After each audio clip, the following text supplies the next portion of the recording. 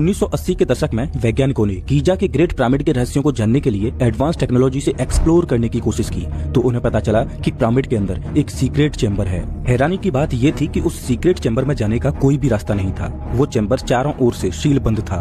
वैज्ञानिकों ने इस चेंबर के रहस्य को दुनिया के सामने लाने के लिए एक ऐसा रोबोटिक कैमरा बनाया जो इस छोटे से टनल में जा सके और उस सीक्रेट चेंबर के रहस्यों को दुनिया के सामने उजागर कर सके। साल 1993 में इस रोबोटिक कैमरा को इस सुरंग में भेजा गया। ये रोबोटिक कैमरा करीब 200 फीट तक ही चला होगा कि इसे रोकना पड़ा क्योंकि आगे रास्ता बंद था। रोबोटिक कैमरा के द्वारा वैज्ञानिक देख पा रहे थे कि सामने पत्थर की एक स्लैब है जिस पर कॉपर के 2 हैंडल जैसे कुछ लगे हुए हैं। अब वैज्ञानिकों के पास स्लैब के पीछे झांकने का कोई रास्ता नहीं था। इसके बाद वैज्ञानिकों ने एक और ऐसे रोबोट को बनाया जो इस पत्थर में ड्रिल कर सके। वो रोबोट इस छोटी सी सुरंग के अंदर घुसा और उसने इस पत्थर की स्लैब में ड्रिल करके एक छोटा सा छेद किया और उसके बाद उस छेद में से एक कैमरे को अंदर डाला गया। जैसे ही कैमरा ने पिछले 4500 सालों से बंद पड़ी उस रहस्यमयी दुनिया को देखा तो वैज्ञानिकों के सामने एक और नया रहस्य आकर खड़ा हो गया जिसकी वैज्ञानिकों ने कल्पना। पिरामिड्स आज वैज्ञानिकों के लिए ऐसी अबूझ पहेली बने हुए हैं कि जितना वो पिरामिड्स के रहस्यों को सुलझाने की कोशिश करते हैं वो उसमें उतना ही उलझ जाते हैं। जैसे जैसे पिरामिड्स पर शोध की जा रही है वैसे वैसे इजिप्ट के पिरामिड्स और ज्यादा रहस्यमयी बनते जा रहे हैं। वैसे तो इजिप्ट में करीब 138 पिरामिड्स हैं, लेकिन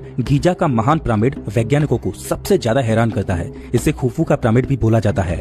वास्तव में इस ग्रेट पिरामिड को बनाने में जिस बेमिसाल इंजीनियरिंग का प्रदर्शन किया गया है वो आज के वैज्ञानिकों को सोचने पर मजबूर कर देता है। ऐसा माना जाता है कि ग्रेट पिरामिड को बनाने में करीब 20 सालों का करीब 800 किलोमीटर दूर से लाकर इसमें लगाया गया था। मान्यताओं की माने तो इजिप्ट के पिरामिड प्राचीन मिस्र के राजाओं की कब्र हैं, लेकिन जब पिरामिड पर वैज्ञानिक शोध की गई तो पता चला कि ये मकबरा जैसा तो बिल्कुल है ही नहीं। आज के समय में ग्रेट पिरामिड देखने में भले ही पत्थरों का एक पहाड़ लगता हो, लेकिन रिसर्च ये बताती है कि जब प्राचीन समय में ये पिरामिड बनकर तैयार हुआ था तब इसकी चारों दीवारें पॉलिश्ड व्हाइट लाइमस्टोन से कवर थी, जिससे जब इस पर सूर्य की रोशनी गिरती तो पूरा पिरामिड चमकने लगता। इससे पिरामिड की सुंदरता और ज्यादा बढ़ जाती। और पिरामिड का जो टॉप है जो आज खाली पड़ा है वो कभी सोने के कैपस्टोन से कवर था। वो भी सूर्य के प्रकाश को रिफ्लेक्ट करता, जिससे दूर से ही पिरामिड की चमक को देखा जा सकता था। लेकिन समय के साथ इसकी दीवारों की पॉलिश खत्म होती गई और इसके टॉप पर रखा सोने का कैपस्टोन चोरी हो गया। आज के समय में पिरामिड की हाइट इतनी नहीं रही जितनी की आज से 4500 साल पहले थी। समय के साथ ग्रेट पिरामिड जमीन के अंदर धंस चुका है, जिससे आज के समय में इसकी हाइट पहले के मुकाबले कम हो गई है। अगर इस पिरामिड की बनावट की एक्यूरेसी की बात करें तो वो इतनी सटीक है कि आप इस चीज का अंदाजा इससे लगाइए कि उनको पृथ्वी के एक्यूरेट साइज और सोलर इक्विनॉक्स का पता था। दरअसल सोलर इक्विनॉक्स वो घटना होती है जब सूर्य बिल्कुल पृथ्वी के इक्वेटर की सीध में होता है। जिस दिन सोलर इक्विनॉक्स की घटना घटती है उस दिन पृथ्वी पर दिन और रात 12-12 घंटे के होते हैं और ये घटना साल में 2 बार घटती है। अब फैक्ट ये है कि 12 घंटों को सेकंड्स में बदला जाए तो वो 43,200 सेकंड्स होंगी और अगर इसमें ग्रेट पिरामिड की हाइट से मल्टीप्लाई कर दिया जाए तो रिजल्ट 6,333 किलोमीटर होगा। अब शॉकिंग बात ये है कि पृथ्वी की पोलर रेडियस की लंबाई भी इतनी ही है और जब पिरामिड के बेस के पेरीमीटर को 43,200 से मल्टीप्लाई किया जाए तो जो रिजल्ट आएगा वो उतना ही होगा जितना पृथ्वी का सरकमफेरेंस यानी परिधि है, मतलब जितना पृथ्वी का साइज है।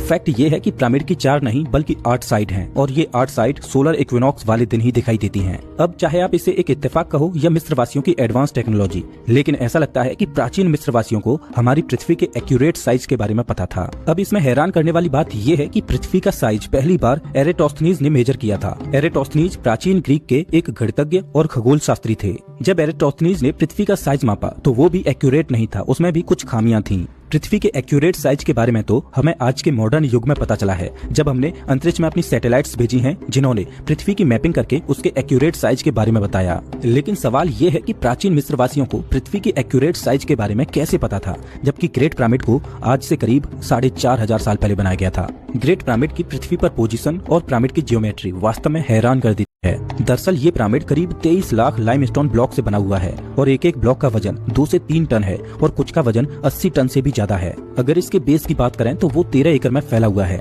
और इसकी हाइट 481 फीट है। आईफल टावर के बनने से पहले ग्रेट पिरामिड दुनिया की सबसे ऊंची इमारत थी। इस ग्रेट पिरामिड के पास में 2 और पिरामिड्स हैं जो इससे छोटे हैं। इन तीनों पिरामिड्स की ईस्टर्न और वेस्टर्न वॉल्स सीधी नॉर्थ पोल की ओर जाती हैं। यहाँ पर ध्यान देने वाली बात ये है कि उनके पास कोई कंपास नहीं था जिससे वो नॉर्थ पोल का एक्यूरेट तरीके से पता लगा सकें। लेकिन फिर भी पिरामिड की एक्यूरेसी ये साबित करती है कि उनको पृथ्वी के नॉर्थ पोल की सटीक जानकारी थी। इस पिरामिड की ज्योमेट्री जितनी रहस्यमयी है उससे ज्यादा रहस्य तो इस पिरामिड के अंदर छुपा है। इस पिरामिड के अंदर अभी तक 2 हिडन चेंबर्स को खोजा जा चुका है, जिनमें एक है किंग्स चेंबर और दूसरा है क्वींस चेंबर। जब खोजकर्ता पहली बार किंग्स चेंबर में घुसे तो उन्हें वहाँ ग्रेनाइट